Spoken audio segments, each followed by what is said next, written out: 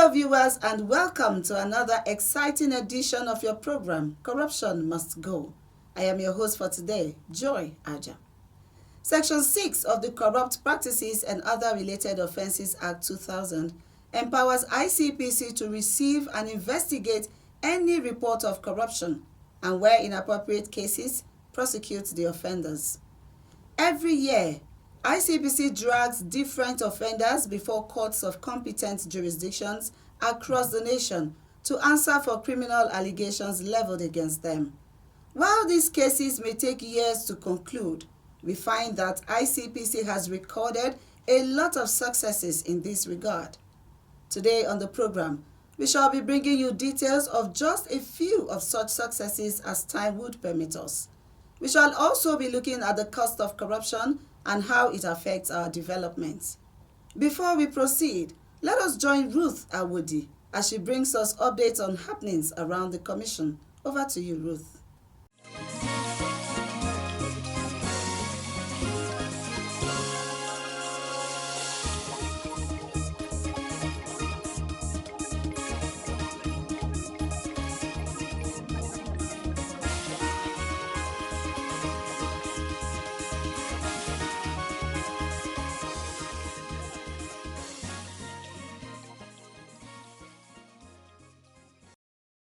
Thank you, Joy. Welcome to this segment on anti-corruption stories. I am Ruth Awudi. The chairman of ICPC, Dr. Musa Adamu Aliyu SAN, has expressed the need to engage the African Bar Association, ABA, on recovery of proceeds of crime. The ICPC chairman stated this when a delegation from the association, led by the president, Mr. Hannibal Uwaifo Esquire, visited the commission on a courtesy visit recently. Noting that investigation may lead to working under multiple jurisdictions, the ICPC boss explained that the commission will benefit from the ABA's presence across different African countries. Corruption is a serious challenge which is facing Africa, although it's not only Africa that has a problem with corruption, but our own is unique because of the nature of the continent and the history which we have of colonialism, and we are behind. And one area which I raised there is that we need to start thinking about technology, because especially AI, because this is something that has been making inroads. But if we are not careful, those criminal-minded people will start using it to cause havoc. And before you know it, it will cause a lot of jurisdictional issues among ourselves. So somebody will be in South Africa, they will hack something in Nigeria. So we should start thinking before we start having issues. The ICPC boss concluded by pledging that the commission will continue taking measures to ensure that the integrity of its staff is maintained, as it is vital to implementing ICPC's mandate. Earlier in his address, Mr. Hannibal Uwaifo expressed the association's commitment to supporting the anti-corruption fight and urged the commission to uphold its staff as investigators to the highest standards. Corruption in Africa is not a new thing. It's also not peculiar to Africa. We have corruption in other parts of the continent, but where corruption drags the country, as it is in Nigeria today. Nigeria is my country, and I'm disappointed in where we are today as a result of corruption. But I must say that the anti-corruption agencies are doing their best, and I'm proud of ICPC because some of the controversies that have surrounded anti-corruption agencies, where they now become the one being investigated, has not really come to ICPC. So I think we should clap for ICPC. So I definitely want to encourage you, Mr. Chairman, to continue to hold what you have here high, especially your staff. Like I said to the former chairman, we need to have a staff audit. Who are they? It's not just enough to employ people. Who are these people? That's what Nigerians are asking. Some of these people that are employed in some of these other agencies are even more corrupt than the people they're chasing. So there must be a staff audit, and we must continue to look at the people who are working. They must be under close watch in order not to land you in trouble or land other people, other officers in trouble, or bring the name of the ICPC to disrepute.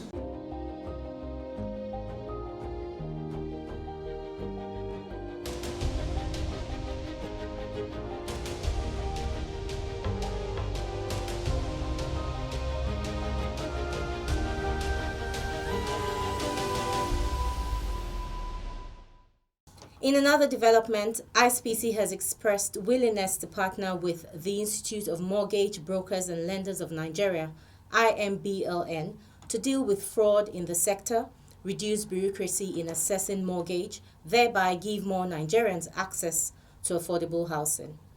This was made known by the Secretary to the Commission, Mr. Clifford Okudiri Oparodu, when he received, on behalf of the ICPC Chairman, Dr. Musa Adamu Aliyu, SAN, the Registrar of IMBLN, Dr. Jasper Adeleye, and his team who visited the Commission. Mr. Oparodu said the issue of housing has always been of great concern for all, especially as the 1999 Constitution, as amended, made provision for it, thereby making decent housing a right for all. Housing is one of the fundamental rights, whether we like it or not, that every individual is entitled to have as of right, just as education, right to housing, and all that. But we find out that that aspect of our constitutional right has been relegated to the background, and that has exposed the average person. That has exposed the average person to the whims and caprices of estate developers and other people. And of course, what do you have in return? It appears that an average person cannot decently have a home to live. The issue of money laundering is a concern. And ICPC and indeed other law enforcement agencies have always expressed serious concern on that. And you can agree with me that bulk of money laundering activities are done through housing. Earlier in his speech, an executive from IMBLN, Mr. Kingsley Ojo, who spoke on behalf of the team, said the inability to provide housing and access to mortgage for Nigerians affects not just the citizens, but also the GDP of the nation.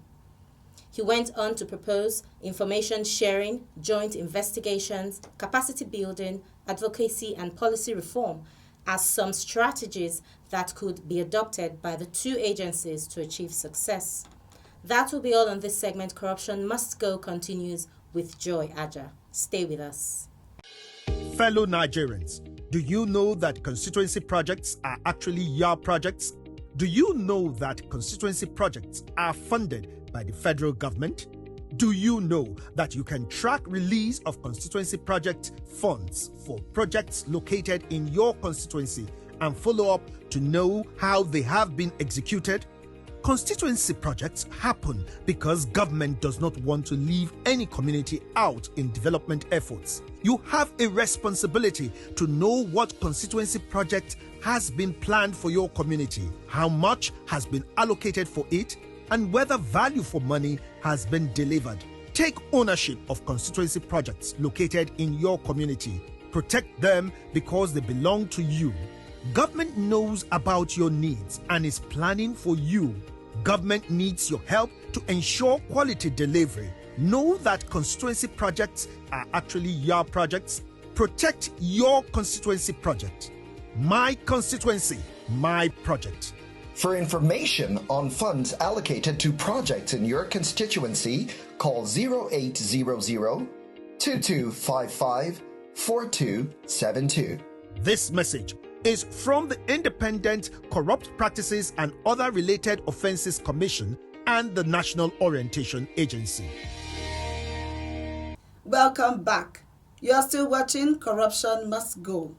The first case we shall be looking at is that of two fraudsters, Aso Adasa Morrison and Frank Bayo Barakuma, who got sentenced to 7 years after a long legal battle that lasted for 10 years. The suspects were first arraigned sometime in March 2013 before Honorable Justice B.A. Georgeville of Rivers State High Court 16 on a 17-count charge bordering on conspiracy, forgery, and obtaining by false pretense. The court was informed of how the convicts and others at large between the months of March 2012 and February 2013 in Port Harcourt fraudulently obtained the sum of $260,000 and $402,300 from one Mr. Jeong Yeon-min, a South Korean, under the pretext of selling Nigerian crude oil to him.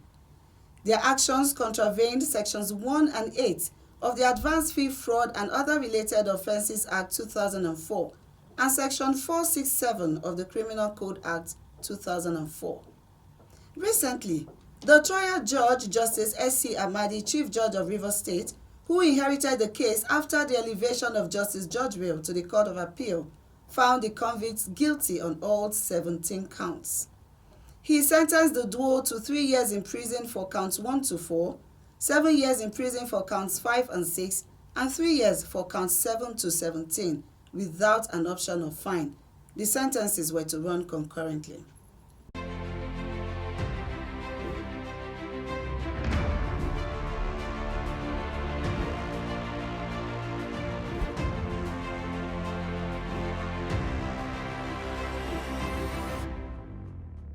Next, let us look at this interesting case involving Umar Hussaini, a lawyer to the former Controller General of Nigeria Customs Service, the late Abdullahi Diko, over a 1.1 billion naira fraud. ICPC had arraigned Hussaini before Honorable Justice Ijoma Ojukwu of the Federal High Court, Abuja, over his complicity in inducing the Managing Director of Cambiao Limited, Mr. Yemi Obadeyi, who was the complainant, to pay 1.1 billion naira into the account of Capital Law Office on the 6th of March 2010 as refundable completion security deposit for the procurement of 120 units of houses as residential accommodation for custom officers. Despite the delay tactics by the convict, with claims that the said sum paid into the account of Capital Law Office was induced by the deceased former Controller General and the former Deputy Controller General, Garba Bala Makafi, prosecution was still able to link him to the offense with prima facie evidence. Justice Ojukwu thereafter found Hussaini guilty on 2 counts of obtaining by false pretense, contrary to and punishable under the Advance Fee Fraud and Other Related Offences Act 2006. The trial judge sentenced him to 7 years prison term on each count, with an option of fine of 100 million naira. The sentences were to run concurrently. He was also ordered to pay the sum of 100 million naira as compensation to the complainant Yemi Obadeyi and the company Cambiao Limited. To discuss further on these cases and lessons that can be drawn, let us hear from our lawyers from the Legal Services Department of ICPC.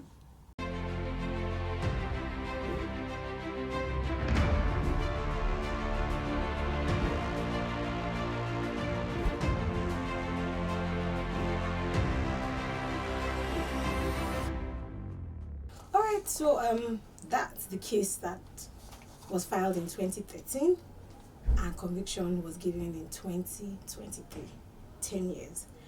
Between 2013 and 2015, 7 prosecution witnesses were called. In that list included 2 Koreans who were the victims of the offense for which the defendants were charged. And afterwards, the prosecution closed this case. Defense was supposed to comment, but the trial judge was elevated to the Court of Appeal. That meant we were back to square one. We had to have the case assigned to another judge and we had to start de novo. On top of that, this new judge, C.S. Amadi, that's the Chief Judge of the High Court in Rivers State, refused our application to readmit the evidence of the witnesses that had been taken in the previous trial. At that point, the prosecution was left with just 3 witnesses. The Koreans who had flown in earlier to testify were not willing to come back, and so prosecution had to prove a 17-count charge with just 3 witnesses. Give you some kind of background. There were 3 categories of offenses in that 17-count charge. The first was for conspiracy, the second obtaining under false pretenses, and the third forgery. So essentially the case was about some Nigerians who had created a false impression or made false representations to the Koreans that they were going to ship 2 million barrels of crude oil to Korea. There were email correspondences between the victims and the defendant. There were bank statements with link analysis showing how these monies came in. And when I say monies, I'm not talking naira, dollars. came into Nigeria and how those monies were dissipated. Also, the forged documents, supposed or purported NMPC documents, bill of ladings, and all of that. Those were the documents that were put forth. And at the end of the day, the court was convinced that the defendants were actually guilty and it sentenced them accordingly. By way of conclusion, I would just like to speak about the international dimensions of this case. And here is because in recent times, Nigeria has earned quite a notorious reputation for being involved in various types of scam, email scams, fraud, Yahoo, and the likes. But this case, in my opinion, positively launders the image of Nigeria to say, yes, we acknowledge that these things do happen, but we do not condone those kind of activities. So if something happens of that nature, both within Nigeria and outside the shores of Nigeria, please do report it. It will be investigated and the perpetrators will be brought to book.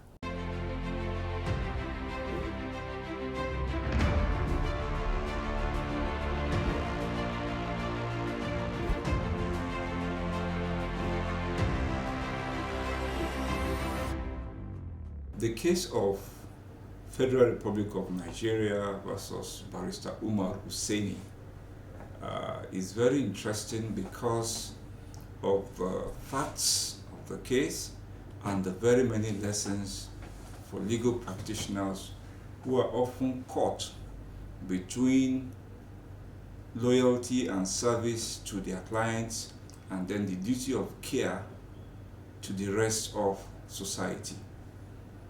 The facts of that case is that a certain gentleman who was contracted by the Nigeria Customs Service to build 120 units of houses for officers and men of the Nigeria Customs Service was later approached and required to deposit the sum of 1.1 billion naira, which the legal practitioner Barrister Umar Hussain as completion security deposit for the transaction.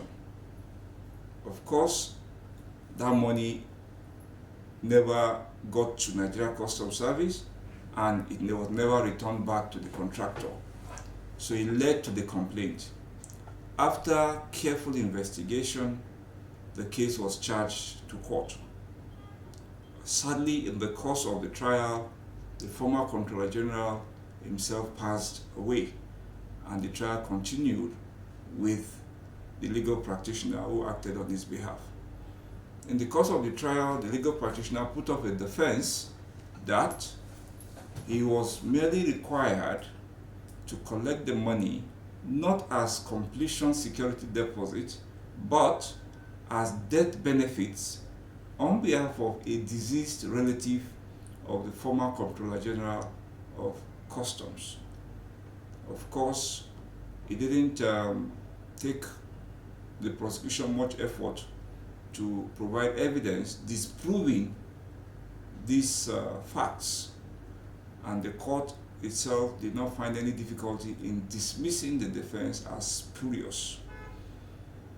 The court went ahead to find the defendant guilty of allowing himself to be used to deceive the businessman into parting with the sum of 1.1 billion naira, and the court convicted him accordingly. He was ordered to go to prison for 7 years on the 2 counts each, or to pay the sum of 100 million naira as a fine. He was further ordered to pay the sum of 100 million naira as compensation to the contractor. Of course, we are aware that there's a pending civil action in court in respect of the amount itself that was collected from the businessman. Now, the lessons for this, especially for legal practitioners, is that we owe a duty to our client and as well to the society as ministers in the temple of justice. There are stipulations by law for what we must do as legal practitioners when we act on behalf of our clients. Many lawyers fail to abide by these regulations.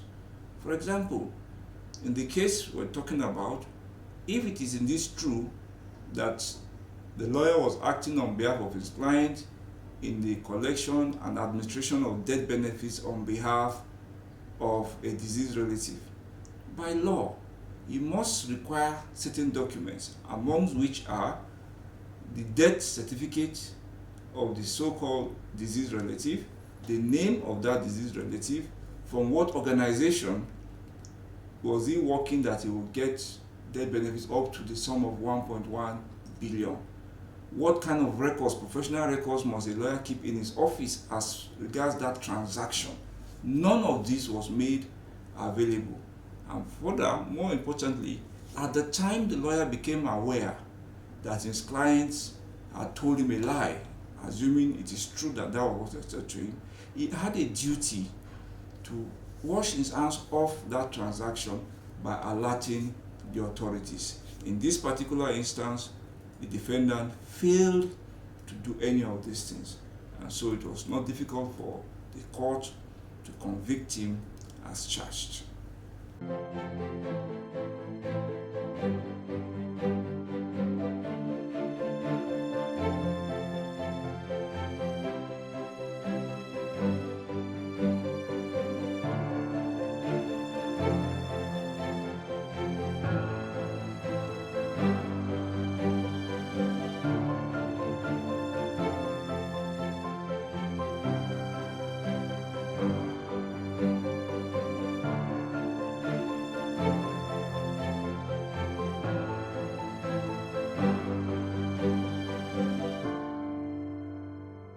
It is no longer news that when resources are allocated unfairly, funds diverted and misused through corrupt practices, it could lead to economic underdevelopment, diminished public services, and erosion of trust in institutions. Deputy Director, System Study and Review Department of ICPC, Mr. Clement Obaniyi, speaks on the opportunity cost of corruption based on the cases we are analyzing today. Let us hear him.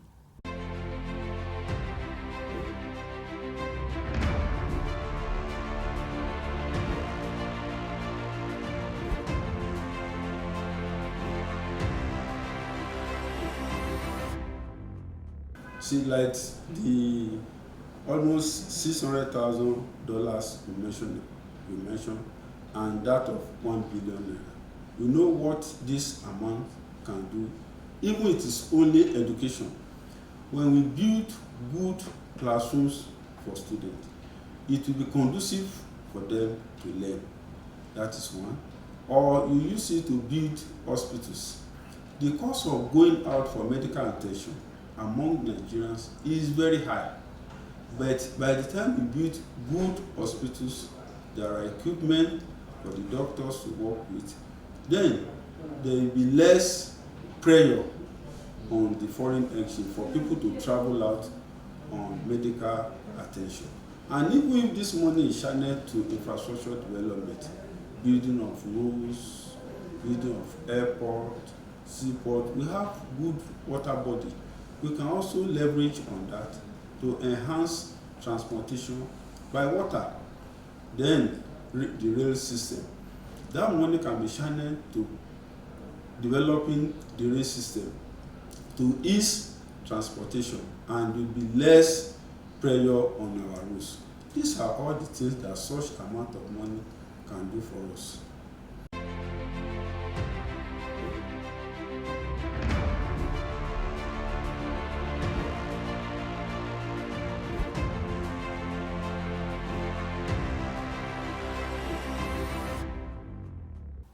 Ultimately, corruption redirects resources away from productive users, hindering development and societal progress.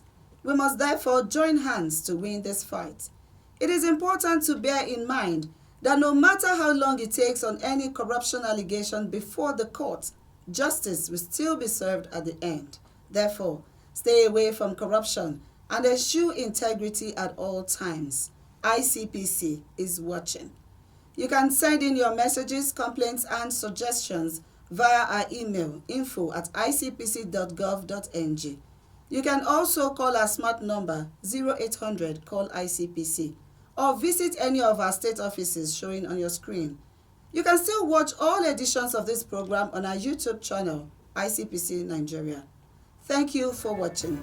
Bye for now.